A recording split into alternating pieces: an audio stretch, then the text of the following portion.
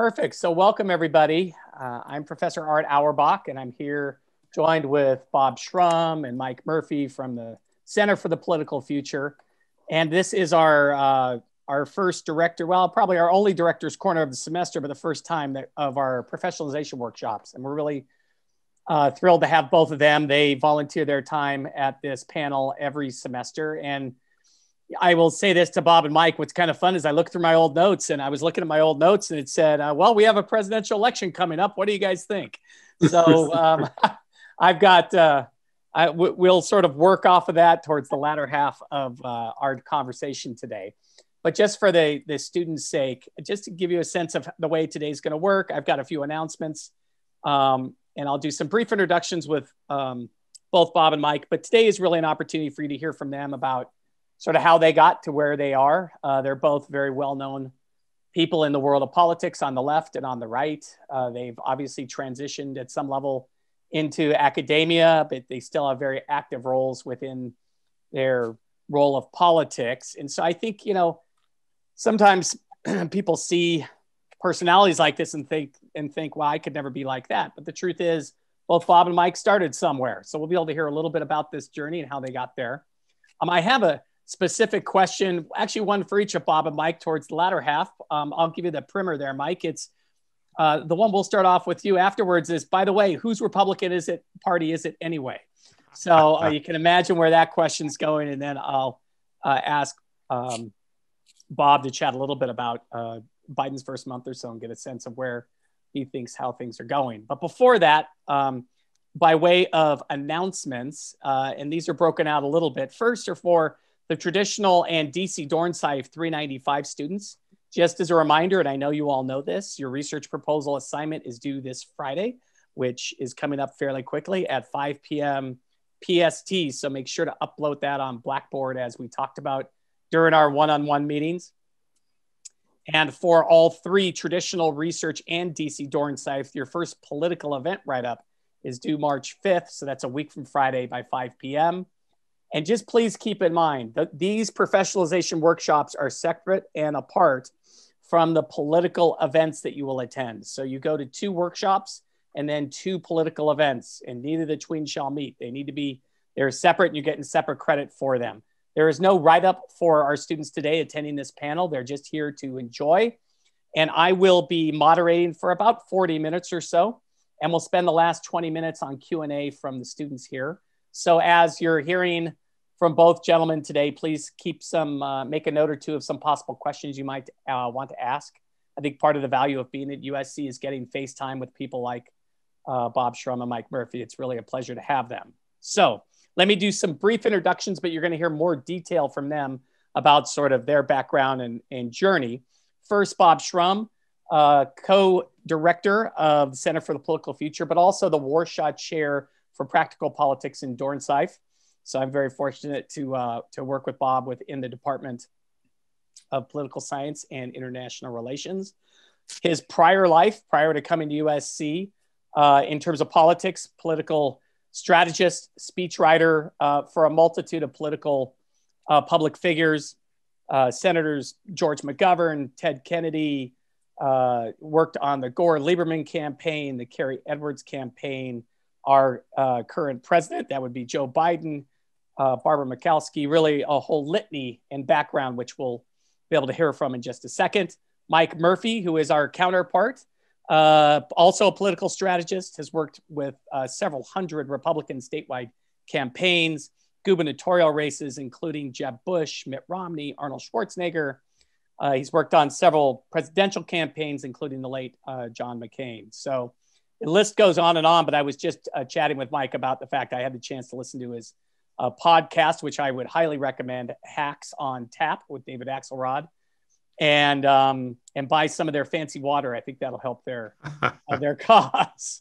So with no further ado, and maybe we'll just start off with Bob, if that's all right. Bob, can you talk for a little bit about your journey to where you started and how you got to where you're at? I know that's a fairly lengthy span of time, so maybe we'll keep it 3 or 4 minutes, something in that range, but just get a sense of sort of your path. Well, look, I always loved politics. I always wanted to be involved in politics. And I was always a progressive Democrat. I mean, one of my earliest memories is as a toddler, basically, my parents banging pots and pans the night that Harry Truman upended Thomas E. Dewey and won a presidential election. No one thought he was going to win. So, you know, I volunteered in 1952 for the Stevenson campaign. They wouldn't let me go door to door. I was a little kid. So they put me on the phones after they talked to me for a while, because it turned out I could do it. And I had to get used to people saying, yes, ma'am, because of course my voice hadn't changed yet.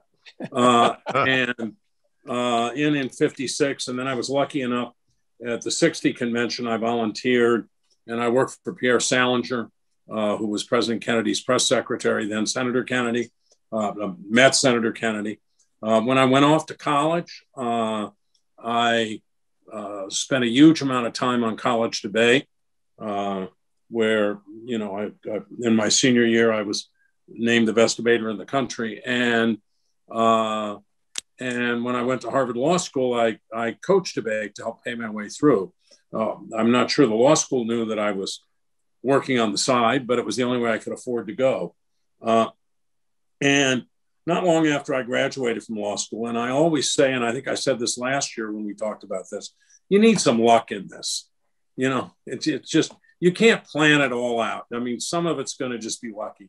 But it does, Bob, it does seem to me you make a little bit of your own luck. I mean, you know, the fact you're willing to knock on doors and sort of do a bunch of the grunt work, which I think is all part of, you know, politics, is sort of making your own breaks at some level. I have to be honest and say I never did any grunt work after the 50s. I really didn't. So a friend of mine named Lawrence Tribe, Larry Tribe, famous professor of constitutional law at Harvard, who was then a very young professor at Harvard, said to me, you know, you can't spend your life not being active in politics. You really got to do it. And I said, well, I know I want to do it. How am I going to do it? He said, well, I'm going to fix it up so you do it. And he wrote letters to people he knew in Ted Kennedy's office and John Lindsay, who was the mayor of New York. Although I would ultimately work for Kennedy and would actually work for him for between 1979 and 30 years, really, in the year he died. I went to work for Lindsay, ended up as George McGovern's speechwriter in 1972, and we lost 49 states. My only consolation, as I said to people afterwards, I was sitting with McGovern the night Nixon resigned. I said, well, we didn't go to the White House, but at least none of us went to jail. You know, and I never got out of speech writing, even when I went out of it. I mean, I became Kennedy's press secretary and speechwriter. Then I went off to start a political consulting firm, but I would always get stuck with either revising a speech, rewriting a speech, or somebody would say, I can't, you know, it's hard to look at a presidential nominee and he says, I can't give this thing tomorrow. Can you stay up and fix it? So you do it. So I set up the political consulting firm. I worked for somewhere between 25 and 30 US senators, 10 governors, lots of members of Congress, the mayors of most major American cities. And for, as you said, for Al Gore, who I think was elected but not inaugurated, and for John Kerry. And after the Kerry campaign, I'd had this kind of standing offer from NYU to go there and teach in the graduate school. And I decided I was going to do that. I wasn't going to go back to doing congressional and Senate gubernatorial campaigns, as worthy as they are. And then in 2013, the USC provost called me in New York, said she was in New York. Could I have a cup of coffee with her? And said, we think you're an ideal candidate for this job, this endowed chair that we have in practical politics. And that's how I got there, because I grew up in Culver City. So I always wanted to come home. And then in the fall of 2016, Dean Amber Miller asked me if I would take over the Unruh Institute and reimagine it and enlarge its mission. And so I think I surprised all of you by showing up in December and saying, here I am. And I'm now running the place. And I spent Christmas kind of rewriting it. And then, I wanted to get Mike because I think we are unique. We're kind of bipartisan. So I met him at Il Compadre in Hollywood. And I think he thought we were just going to have a nice social lunch. Then I offered him the job, and the dean knew about that. I mean, I wasn't off freelancing. To my delight, he said yes. So, it's been, I'm talking about a span here of more than 60 years. And yet one thing I would say to the students who are on here, it moves, things really happen. And you have vivid memories of stuff from 40 and 50 years ago. And it seems like yesterday. Anyway, I talked too long. So Murphy, why don't you do your journey? Well, so I'm from Detroit, Michigan. I grew up in a family that were Irish Catholic Democrats. My grandfather was a night school lawyer, assembly line by day, and after several valiant attempts, finally passed the bar exam and immediately fell into the old Wayne County Democratic machine and was elected probate judge. And he was on that bench for a long time, also doing a lot of politics in Wayne County. So I kind of grew up around the political world, but I was a conservative. We're talking what will sound to you like Jurassic times of the 70s. And so I graduated from high school in 1980, and my big passion was international relations and all that sort of thing.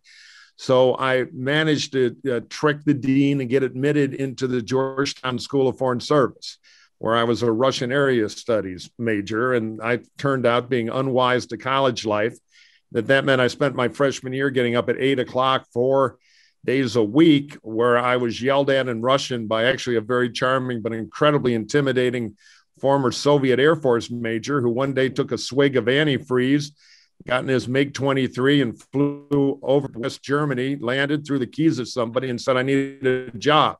He was about 6'2", 240, flat top haircut. And I still hear, being screamed at in Russian.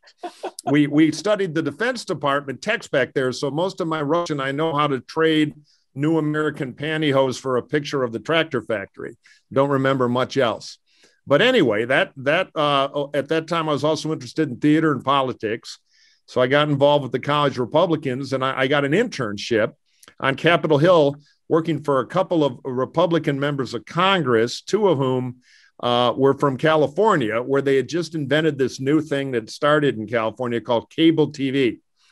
And cable TV was a big deal because these congressmen knew they could get on for free on channel, 99, the public access channel. So we would sit down in the House recording studio with 3 stools and 3 congressmen. And for 25 minutes, one congressman would interview his 2 buddies about his impressive accomplishments. Then we would switch stools. And after 90 minutes, we'd have 3 TV shows to literally, on big cassettes back then called pneumatic cassettes, about as big as an encyclopedia volume. We would send them back to the district, and they would be what was then called bicycled around from cable system to cable system. Well, on like show 4, one of the congressmen couldn't make it, but we had a special guest Hollywood celebrity. My job was to write the questions, which were mostly about the interviewer's amazing accomplishments, and a few about the guest, and write what were called the bumpers coming in and out of the show.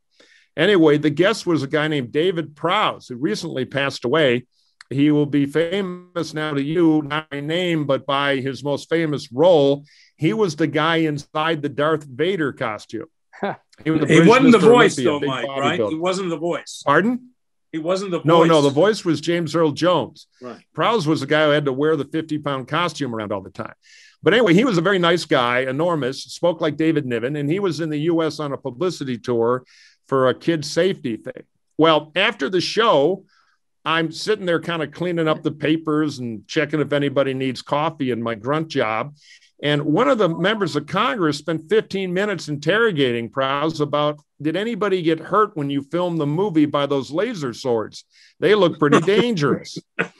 And you must have had a power cord up your sleeve or something, because there's no way, those would run on batteries. The British Army tests those. They look pretty interesting. And Prowse thought it was a joke, but after a while, he figured out that this dimwit who was in his 7th year in the Congress actually thought the damn thing was real. At that point, I made a note to myself that politics might have room for advancement. Didn't really look like Harvard Medical School, and maybe I could continue my interest there. So I managed to finagle myself an internship at the White House and working in the Office of Public Affairs 3 days a week. A bunch of folks interviewed, and I got the call that they chose me, and I was very excited. So I was broke, of course, because I was, partially paying my own way through college and all the stuff you guys put up with, just with much lower $1983 levels. It was the Reagan White House. Went out and bought my first decent suit, and then a week later they called me up before I showed up for work and fired me. And I said, well, I haven't even shown up yet. How'd I get fired? Well, we got a call from a donor whose idiot son just got thrown out of, whatever. We're going that way instead. Sorry. So then I made a note to myself that, boy, the normal ladder doesn't seem to work in this politics thing. So I decided I had to get this whole college deal out of the way. So I dropped out my senior year of Georgetown to run off and work on a campaign, which I can tell you, running off to join the Republican Party my senior year at Georgetown was not the biggest home run I've ever hit with my parents, good Democrats back in Detroit. So I took a leave of absence from Georgetown, an official leave of absence. I thank the great political scientist, Austin Ranney, who signed the papers to let me do that. And maybe one of these days I'll go back. But in the meantime, I went out and worked on a campaign. We lost. I learned a lot, but I got hired by another member of Congress that nobody would work for because the guy had no chance to win. And I had also worked at a radio station. I knew a little bit about producing ads. So I made a bunch of radio ads, and they were incredibly irresponsible. And of course, they worked. So the guy gets reelected. So now I'm sitting around back at Georgetown about to re-enroll, and my phone starts ringing, and people want to hire me to do the media on their campaigns. And I said yes. And so I didn't clock into Georgetown. Instead, I starved, sleeping on couches and everything, but doing campaigns, running around the country with a guy I partnered up with named Alex Castellanos, who you might have seen on TV. And we formed Murphy and Castellanos, and we were not the approved consultants of the party, but he's a little older than I am, but we were young, dumb, and ready to work.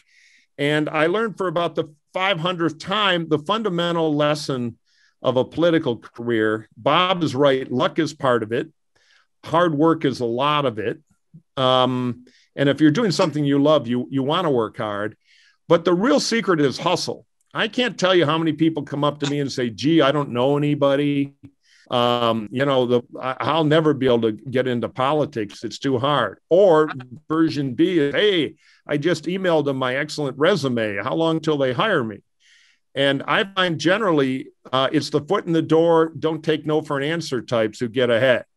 I tried the resume smart guy from Georgetown thing, and the donor's son wiped me out. So I kind of learned the lesson that you got to go make your own luck. And I did, running campaigns on the media side all over the country, trying to learn, not be arrogant, learn when you lose, and just keep plugging away. And you find, to quote my friend, retired Senator Lamar Alexander, aim for the top. There's more room up there. And you just keep going. It's a little bit like sales. You're going to get told no. You're going to have failures, but try again. And just keep going. So I had a good career as a political consultant running, the message media for campaigns all over the place. I started doing some corporate work, and one thing led to another. And I still dabble in it a little bit, though I don't do Republican campaigns anymore. But I had a pretty good run, and because I'm an anxious I'm trying to find a nice phrase for low attention span. Kind of person, I'm always looking for something else to do. So I had a little career in the side and software, involved in that. I used to work with, anybody watch Shark Tank here? Do the youth of today ever watch Shark Tank? Yeah, Mr. Wonderful, Kevin O'Leary, old friend of mine. We were in the software business together. I've got great Mr. Wonderful stories. It's only half an act on TV. And then I started writing screenplays because I was a storyteller in politics. I always wanted to do that. I'm a movie and theater nut. And one thing led to another. They started paying me money for them. So I still do that on the side. I'm actually doing this from a hotel room where I'm quarantining, as you can probably tell, in New York City, because I created a hour-long TV show for CBS that we're just finishing shooting a pilot for, set on Capitol Hill. So my advice is try it. Don't worry about money. Don't expect your resume to get you hired, but just scrap. And if it's a passion and you try every day to work hard and get better at it, the opportunities are there. Great, man. Great words of wisdom. Every time I hear you guys sort of, revisit the path you've taken, I think it's interesting. And the one comment, Bob, that resonated with me was that you can't necessarily overplan your life, especially in politics. Is it something you just have to inherently get used to in politics, that you're going to get a job and you're going to lose a job and you're going to get another job and you're going to lose a job? Because it does seem to me, it's not like it's a 9-to-5 kind of job where you can really plan out your life. Is that what you just have to get used to in politics? Well, it's certainly not 9-to-5. That would be the opposite of hustle. I mean, you get in a lot of trouble with 9-to-5.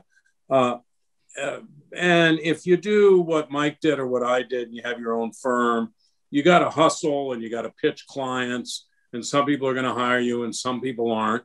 But I had and I think Mike did too, a pretty stable base of people who would hire me and then hire me for the next campaign and hire me for the next campaign.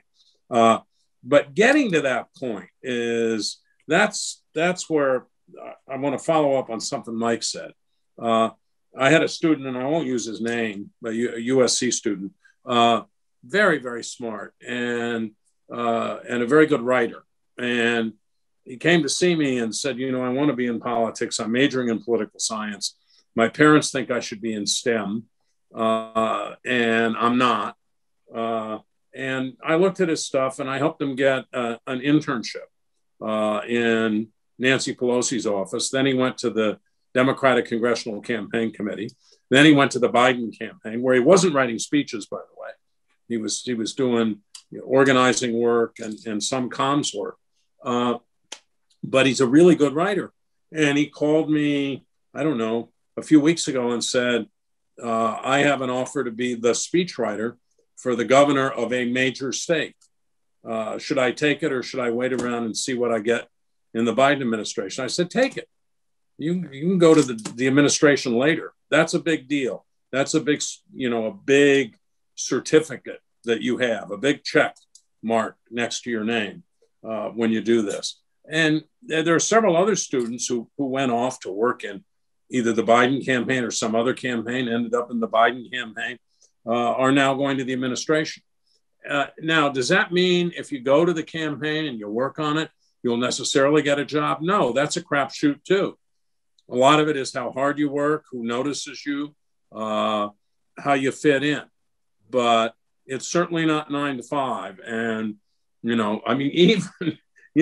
even in 2000 and 2004, if I was out on the road with a candidate, we'd get somewhere and people would go off to have dinner, like at 10 o'clock at night. And as I've referred to earlier, Gore or Kerry would say, I got this speech, go fix it. I don't want to do this. So I'd go fix it. And so that meant I would go to bed, maybe 2 a.m. And then if it was a Saturday, I might be getting up at 6 to go do a Sunday morning show. So, even when I was very senior, it was never 9-to-5. Right. Yeah. It's just not the nature of the business, I guess. Mike, sort of knowing what you know and having looked over all your accomplishments, is there anything in particular you would have said, I should have done taken a different path to get to where I want to be? Might have been easier for you to sort of circumvent a little bit, or is it just, you got to do what you got to do? You can't plan 19 steps ahead. What you got to do is be in a position to jump at opportunity and occasionally take risk. So try to save money, be a frugal maniac at the beginning So if you take a risk and it doesn't work out, you don't starve to death for 4 months while you're trying to find something else. You know you're going to have failure.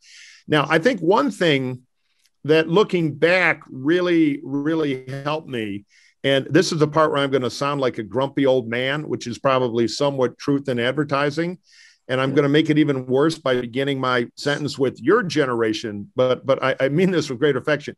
You guys work very hard, but you have an advantage that is also a disadvantage. Back in my day, and 100 years before that, in Shrum's day, we didn't have Google. We had libraries, and we didn't have as fast access to information. So we were programmed from day one to go to the apprenticeship model, to go find somebody who's done a lot of this stuff and follow them around 20 hours a day, get yelled at, get coffee, change the tire on their car, get abused, but get taught through kind of learned experience next to somebody out of experience. You guys have the tremendous advantage of growing up with the internet and the power to find a lot of information very quickly. And I have found in the young, super smart people that I've hired my agency who fight to get in, you know, in politics, we were a team people wanted to be on. Often they didn't really value the apprenticeship model that had been beaten into me. But you learn a lot that way. You learn the intangibles you don't get from Google. So I would try to program your own internal clocks to think about that, because having mentors is very important. They open doors, but you also see them, if they're good, you see them make mistakes and you learn from their mistakes, so you don't have to go make them all yourself, because you're going to make your own big share. Anyway, so looking back, another thing that I'm going to sound like my dad, but if I were at USC now, no matter what I'm studying, I would take one accounting course and have some financial literacy about how to read a balance sheet. Because either if you have your own business or you have a point of responsibility in another business, that is a useful skill to have. Even if it's not interesting to you, it's like knowing how to change a tire or do, small engine repair. You will be surprised in your life when it'll come in handy, either in personal finances, or if you run a division somewhere, or you run a nonprofit. You run and manage anybody, eventually you're going to have to manage a budget. And you don't need to get a big degree in it, but you need basic literacy about the language of budgets and dollars, which frankly is not that hard to learn. It's like learning 75 words of Spanish and 10 basic verbs and tenses. You can kind of get around. Well, that's all the accounting you need, but you need that, or you're going to be the person in the meeting having no idea what they're talking about. You're not going to want to tell anybody you have no idea what you're talking about. You're going to go online and try to learn it in a weekend, and you're going to be at a competitive disadvantage. And I don't care if it's an NGO or a campaign, your deputy campaign manager, somebody's going to say, here, do the budget. So that is something I wish I had done. Eventually, I took an online course at Marshall later on in my life, because I wanted to have those skills. So that's something I wish I had done, even though when I was in college, I would have hated the idea. But I fled from any class that had numbers. That was my goal in life. and you're right. I wish I was more in tune with that.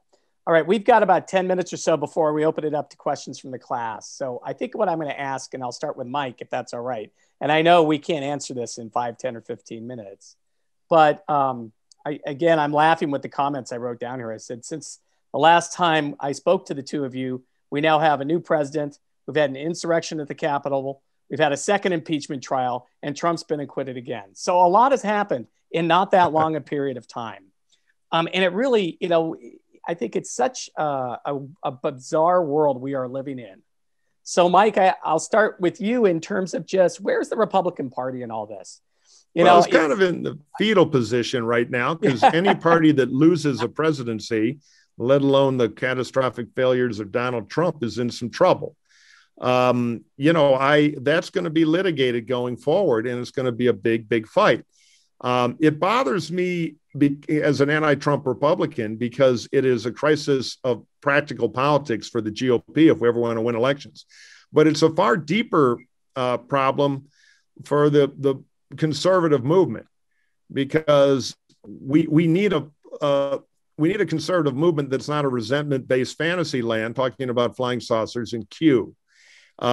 We need it because our ideas are strong enough that they ought to be they ought to be argued in a way that builds the national interest and is a serious way that has something to do with government. We also need it so the left doesn't run out of control, because without a serious, thoughtful right, you get the worst of the left, which I guarantee you is going to be almost as bad as the Trumpian worst of the right. So we're in flux now. We're kind of like Russia in the 20s. We're going to have a civil war. We got a bunch of warlords driving around with funny hats, uniforms, and 500 soldiers each, saying they're now the leader of Russia. Our biggest warlord is Donald Trump, but I think he's got some internal bleeding that's slowly going to wipe him out between his tax problems and the fact that kind of the business wing of the Republican Party knows he's a stone cold loser, but he's popular with the troops and he's not going away soon. He's going to reemerge this weekend at CPAC and give a crazy speech. And it'll be an interesting test of our great patriots in the cable news business. Are they going to cover him live again for that, even though he's not president anymore? Are they just so interested in ratings and clicks? I hope they don't. It's going to be an important test, because the worst thing of Trumpism is it's been very destructive to civil institutions that we really need. I mean, Bob and I disagree on everything. Of course, I'm always right, but we agree on a common set of facts. And I often say that, it's not like in a football game where the winning team also gets to murder everybody and burn down the stadium, because then you don't have football anymore. So that's the kind of binge the country is on. And it's not just on the Republican side. The Republicans are worse, which pains me to say, but both sides have been reduced to this equation of I'm right, you're evil. And if the other side is evil, you can do anything and you're a hero. You can cut their heads off. You can lock them up. You can, there's no limit to it. It's no longer an issue of opposition or argument. It's an issue of destruction. And democracies don't survive that way. I've worked all over the world, including some places where the campaign slogan is law, order, freedom. 2 out of 3, not so bad, amigo. So we don't want to see our democracy deconstruct into something like that, which is just thoughtless tribal warfare with no objective truth, which is the first step of a dictatorship, either of the left or the right. It has to be reversed. So we have a lot of rebuilding to do. It's something Bob and I spend a lot of time on at the center, because we'd rather have you guys, when you take political power and your generation moves forward, have a working democracy. Because a non-working democracy will be the most expensive things in your life, for your quality of life of that and your kids, your civil liberties, your economic progress, just about everything. So where the Republican Party is going to go, I don't know. I have some long-term hope, but they've been breaking my heart for 4 years. And the fix is not coming fast. There's going to be a fight. I'm on one side of it. I'm very active. There might be another party. And the first real battle that counts is going to be the midterm election, Republican primaries, where we pick the candidates who are going to represent a modernized conservatism and go try to sell it to the voters. And we may win, we may fail. My guess is it'll be mixed. But another rule of politics, when you're in the corner, don't think, just fight. And That's what those of us in the knife and fork eating wing of the Republican Party are going to try to do. Bob, if you had to, put together a strategy for the mainstream Republicans that are want to maintain their party, right? At some level, certainly Trump is an interloper into mainstream Republican politics, but now it almost seems like a disease, right? It's just sort of taken everything over. What would that tactic be? What would be the best path forward for the mainstream Republican Party to re-embrace itself? Is that possible? Mike said that he and I disagree on everything. Actually, I agree with most of what he just said. And fundamentally, not just for the sake of conservatism, but for the sake of the country, we need 2 governing parties. We need a kind of center-left party and a center-right party, and both of them need to respect basic democratic norms, because the other party is going to win sometimes. And if the other party doesn't respect those norms, doesn't share fundamental respect for facts, and doesn't share the idea that we ought to at least tolerate and respect each other, even when we disagree, the democracy will be in terrible trouble. I agree with Mike that this is probably, and I think, Mike, this is what you're saying, this is probably not a battle that's going to be settled in 2 years. This is a battle that's going to take some time. And Trump does have legal trouble. He may have financial problems, but he's got, what was it? I saw the poll the other day, 46% of people say they'd vote for him as the nominee. And I think the next person's like 11 or 12. That's actually, by the way, I would have thought he would have been higher than that 46%. But it may take several cycles. And a lot depends on what happens in 2022, too. I mean, if there are a bunch of Trump-endorsed candidates, they win primaries, they then win the general, they take over the House or the Senate, then it's going to be a longer process. But if, for the fourth time in a century, the party that's just elected a president does well in the midterm elections following, then maybe Republicans will begin to rethink this. Mitch McConnell, with whom I don't agree on much of anything, but he's right when he argues, in essence, that the party has to separate itself from Donald Trump for its long-term future. But a lot of people just say to themselves, my future is now. And what I got to do is cozy up to Trump. Say, I have Lindsey Graham after the insurrection saying, that's it, I'm through. And then he's down there this weekend in Mar-a-Lago playing golf with Trump and planning the midterms and saying Trump is the key to winning the midterms. So I think it will be a while. I think it depends not just on what happens in the Republican Party, but how well Biden does. Yeah, I agree. Mike, you mentioned the idea that's been thrown out there that there may need to be another Republican Party, in essence. I mean, is it that mainstream Republican parties would literally move on, or are you talking about sort of pushing, the Trumplicans out into something other than the Republican Party? Because it's really, I have a hard time believing the Republicans would turn over the party of Lincoln to Donald Trump and his followers. Well, it's kind of uncooked now, because now we're in the post-election think tank and think about it world. Well, most people are dealing with COVID and getting on with their lives. But if you take 100 people who 9 out of 10 times vote Republican, doesn't mean they all vote in primaries. Half of them love Trump. The other half are tribally loyal to the Republicans and aren't liberals and don't want to vote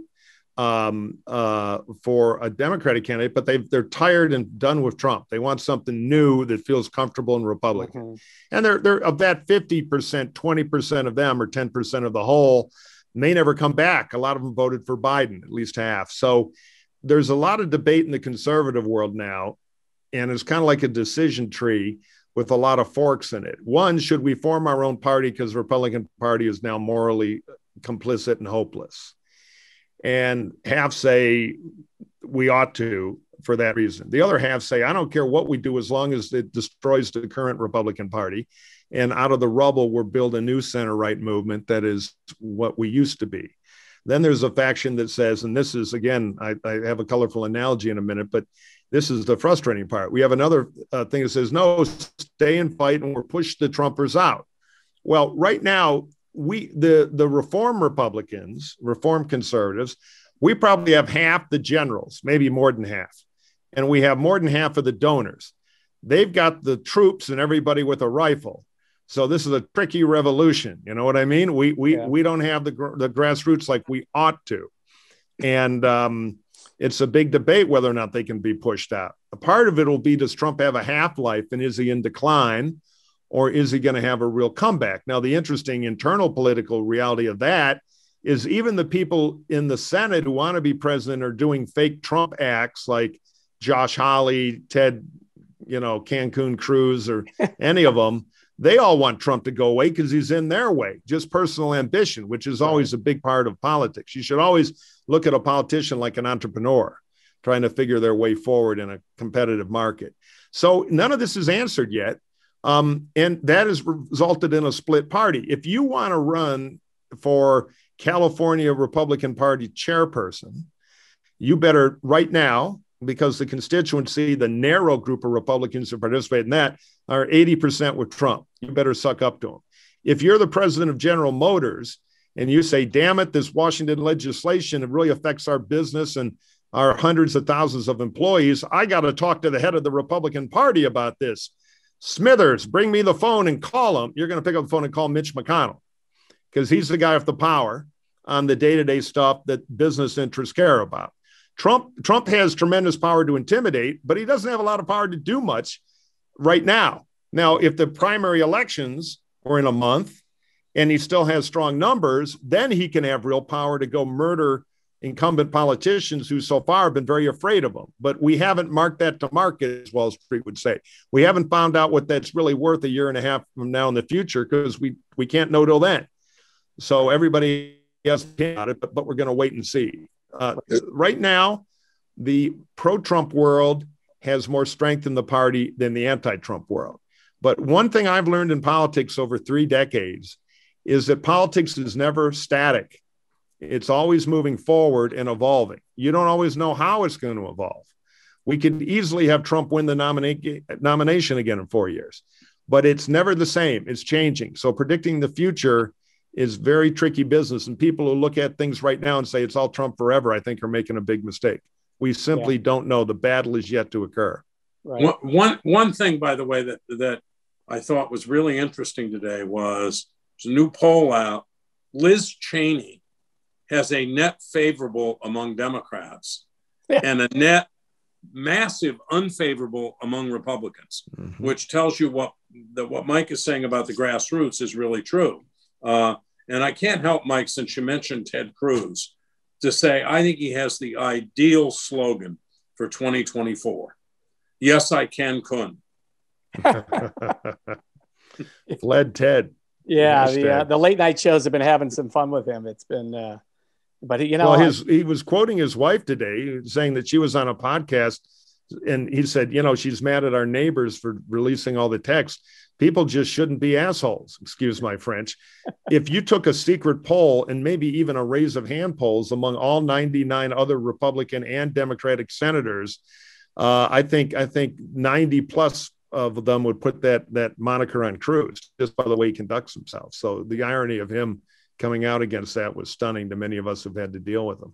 Yeah, I think he's just swinging for anything he can, and he's not hitting a lot of pay dirt. All right, we've got about 15 minutes left today, or this evening. I do want to reserve that for our students for questions. If you want to go ahead and raise your virtual hand, I could just call on you, and the floor is open for the class.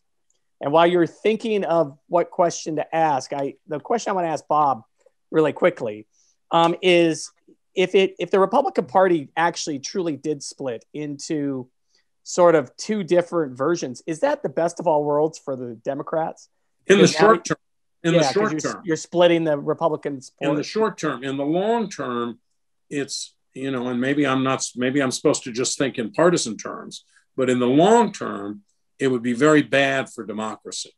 I mean, I would like a Reagan-like Republican Party with which I wouldn't agree most of the time, but that could actually govern the country and do something. Just as I like having a Biden-like Democratic Party that's capable of governing the country and that isn't going to take us off the edge in either direction. Right. Okay, Quincy, we have several hands up, so I'm going to work through this line here, and I'm just going to go straight down. So Quincy, fire away. Yeah, question for anyone really, but I think Professor Shrum, you might be more in tune with the Democratic leadership, but is the conventional wisdom still that Biden will run again in 24? And do you think that's a good idea? Is that not the conventional wisdom, or are people just kind of celebrating the election victory and the early administration efforts and not really thinking about 24? I don't think that people are thinking much about 24 at this point. I suspect that Kamala Harris does think about it, but very privately. And, you know, Biden would be 82. So, you know, now it would have been unthinkable for someone 78 to get elected president, you know, 20. I mean, when Reagan got elected, people were, my God, he's the oldest person ever to get elected president. And Biden's 9 years older than he was. So I just don't know what's going to happen. I mean, I would not say it's inconceivable that Biden would run, but I think it's also very conceivable that he won't. I think what he wants to do is repair the country. He wants to be a serious, successful, landmark president. And that's what I think he's focused on right now. Most presidents want to run if they can, even old ones. They're kind of like serial killers. If they're not locked up in jail or handcuffed to a radiator, they're going to try to do something. It's their nature. But I think Biden is focused right now on having a first good term. But my guess is if he's filling up to it, the idea of running again is not something he's thinking about. But if he is thinking about it, he's not shut down yet. Yeah. We'll see. Great. Well, time will tell. Sydney.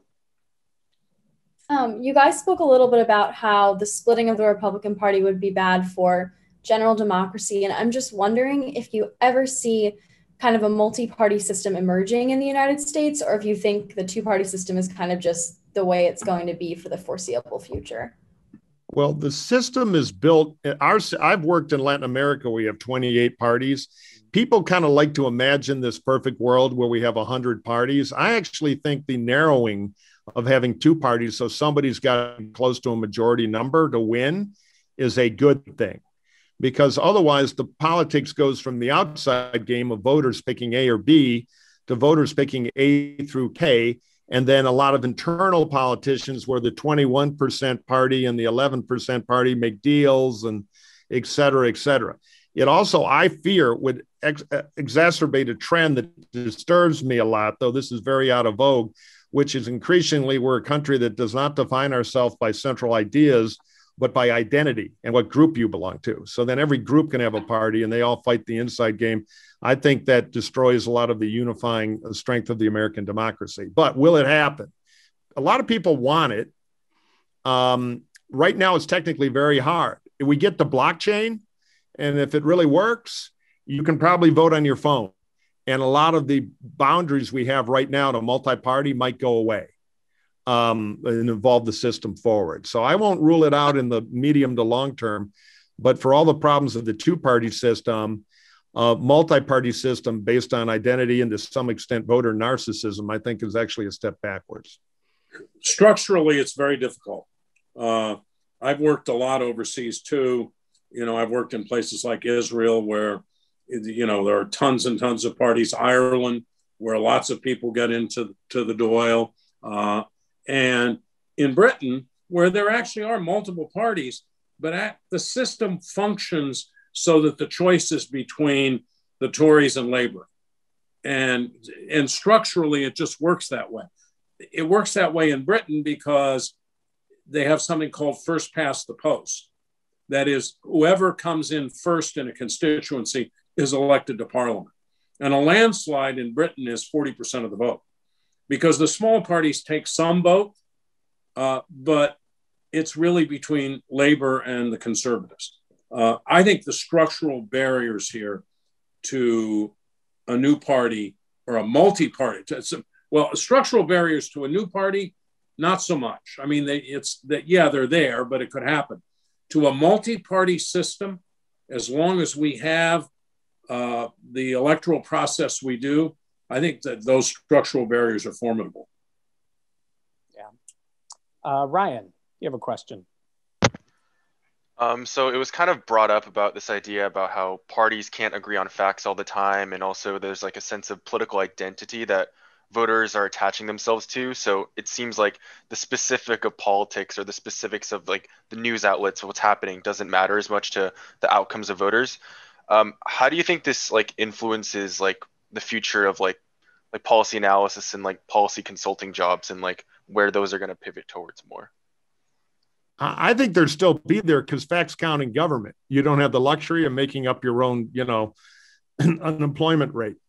But in political argument, because we're also in our silos and there's a channel of news or internet news you can watch to be told you're right about everything. It's never been easier to be in a bubble, even though information is more prevalent for free than at any time in the history of human civilization. So it's kind of a contrary indicator. But real policy jobs based on real facts are vital and they're not going away. Ashley. I had a question about the Republican Party and kind of the trajectory of the Republican Party as well.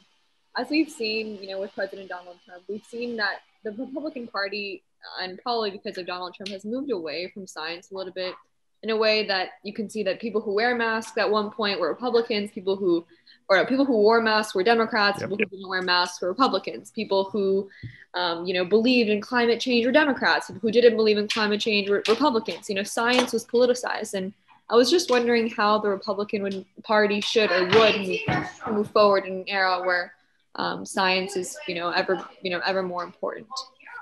Yeah, I'll quickly say, and then Bob can chime in. I think science is going to have a big comeback in the Republican Party because younger voters, and you guys all have a very dirty trick you play on us old voters. Over time, younger voters become all voters. So younger voters show you what the electorate of the future looks like. And even in the Republican world, it's a couple of standard deviations more pro-science. Same thing with climate. The opinion of Republican voters on climate who are under 40 and those who are over 50 or over 60 are yards apart. So over time, I'm hoping we revert to mean a little bit. And that's been even a tragedy that we politicize science. Yeah, that's even true, by the way, among evangelical and fundamentalist voters. As you get to younger ones, they, for example, believe that we are in a climate crisis and we have to do something about it. So I agree with that with Mike. But there are considerable barriers right now. I mean, if you look at what happened in Texas in the last week, you had the governor of Texas rushing onto television, Ted Cruz, when he got back from his vacation, other people saying, this is all the fault of the Green New Deal. The Green New Deal doesn't exist. It's an idea. It's the fault of an independent Texas power transmission system where they didn't want to tie into the federal grid, so they had no one to help them when the power started to fail. And they had a decision to make, I think it was 2011 or 2012, about whether or not to winterize the grid and to winterize transmission. I mean, there are windmills in Norway. There are windmills in Antarctica. They work all the time, but you got to use the right kind of blades and they cost a little bit more. And so people didn't do it. My hope is that Mike is right and that we'll see a new generation of younger voters who will begin to change the Republican Party. And by the way, if the Republican Party doesn't change on issues like this, it will become less and less attractive to younger voters. Yeah, that's what gets the party's attention, whether or not they're competitive. I will speak up a little for deregulated power in Texas. I think the response they've given is crazy. The deal Texas made was to have very cheap electricity, which has done marvels for their economic growth, where they've blown California away, but they built a grid that couldn't take an extremely rare but powerful winter storm. And they weren't, as Bob said, connected to the exterior grid. So they made kind of a devil's bargain. It did wonderful things for the Texas economy, but this, they've never expected to have every single Texas county be in a winter situation. It's a once in 100-year thing, and it destroyed their grid and they had no backstop. So, that argument will continue, but they sure haven't taken responsibility for it. No. Yeah, they're all resigning today. The people who run the authority in Texas are resigning. And my fear, just as a citizen, is it's not once in 100 years anymore. It's going to be once in 5 years, once in 10 years. Because we here in California, we know what's happening, say, with forest fires. And it's not, as Donald Trump said, because nobody raked the leaves. There are some real things happening in the environment and with the climate. Yeah, and power grids across the country are trouble. The California one's a joke, too, for different reasons. So this is going to be part of what might be the only bipartisan accomplishment of this administration. There's going to be, I believe, infrastructure money. And grid modernization is high on the list, unless you like blackouts and wildfires. Right. Brandon. Yeah, so this question is for both of you guys. I know, Mr. Murphy, you brought up the how we're going to see over the next couple of years how the Republican Party is going to shift. My question is, as the evangelicals kind of they did elect, people representative of their beliefs early on in like the 2000s and the 2010s, and even now there are some. Do you think it's going to be more indicative of what QAnon is trying to do with Marjorie Taylor Greene? And do you think there are going to be more people elected from that belief system in the next couple of elections? That's a great question. I think the evangelical white Protestant vote, to kind of zero in on it a little bit, that's been very powerful in Republican primaries, is going to splinter. If you look at the polling between young and old, and there's some regionalism to it, I think we may see another, Congress. I mean, I think the Republicans should have totally hit her between the eyes like we used to do with kooks, because there's always a kook or two, and both parties have done it. There were some good Democratic kooks and crooks, but we've now decided to compete and out-kook the Democrats over the last 30 years. And I remember Jimmy Trafficant, up in Ohio, Gus Savage. There have been a couple, but we're dominating now. We have 2 or 3 who want to wear guns around the Capitol building. And this Q thing, we should be ruthless about it, as Republicans in the past had. And we weren't. Kevin McCarthy chickened out because the Q nut was a Trump nut too, and was a huge act of political cowardice in my view. But I don't think it's a tidal wave by any means. But in the short term, could we go from 1 Q nut to 2 Q nuts in Congress? I think quite possibly. Will we have 30 of them? No, I don't believe that. We already have 2, I think, Mike. So we're going to 3, maybe 4. Yeah, but look, do I think that certainly McConnell thinks these people are crazy? My guess is that McCarthy thinks they're crazy too, but his spine has the consistency of a piece of cooked spaghetti, and he can't stand up, and he's afraid. He looks at what happened to Boehner, he looks at what happened to Paul Ryan, and he didn't want it to happen to him. Yeah, he does not conduct that conference. Bob's making a good point. He is the tail, not the dog there, which is a bad position to be in. So I think we will see some more of these people. One thing we haven't talked about is going to be, once Merrick Garland is confirmed, and he will be confirmed as Attorney General, I think he will vigorously prosecute the insurrection at the Capitol on January 6th. And I think a lot of additional information that we don't know about will come out. And I don't think it will be helpful to the Q faction of the Republican Party. Time will definitely tell there. All right, we have time for one last question. I've got like 6 hands up, so I apologize. I'm just going to have to pick one person. Kyle, you're the lucky last question. Thank you. Hi, I do apologize if this was already covered because I was having some internet issues, so I had to switch devices here. But I heard the 2 of you discussing the possibility of a fracture in the Republican Party. And I wanted to ask, I think it was you, Professor Shrum, who said that would be bad for democracy as a whole in the long term. And I found that interesting because I see the 2-party system as inherently harmful to democracy in of itself. So I was wondering if you could expand on how the Republican Party splitting would be bad for democracy. Did you mean that in the sense that the Democratic Party would get too powerful, or that it would just be bad for us in our society? Yeah, I actually think one-party states, and we have a lot of them in the US right now, are not good for governance. And I disagree fundamentally with you. I think the 2-party system has served the United States very well for a very long time. And as I said, I've worked in other places where the day after the election, you got to start cobbling together a coalition, and it takes forever. And you got to give people all sorts of concessions to do it. And as a result, a government can't always pull off what it needs to pull off and what the country needs it to pull off. So what I mean by it being bad for democracy in the long term is if we have a center-right party and a center-left party, and they argue with each other from a common set of facts. Nixon and Kennedy disagreed about Medicare, but they had the same facts. They just thought that it should be done differently. Nixon thought it should be done one way. Kennedy thought it should be done another way. I think that's healthy. Now, if your reference is to the idea that we should have a multi-party democracy where, for example, we have a socialist party that's viable and powerful, I don't think that's going to happen. I think that Twitter misleads us about the nature of American politics. The nature of American politics. And Donald Trump, by the way, found this out in 2020 when a lot of those reliably Republican voters in suburbs threw their hands up in the air and said, I can't vote for the guy. And they voted for Biden, and then they went back and voted for a Republican for Congress. So I think there is a kind of mainstream in America. Some of it's left, some of it's right, but it's bounded.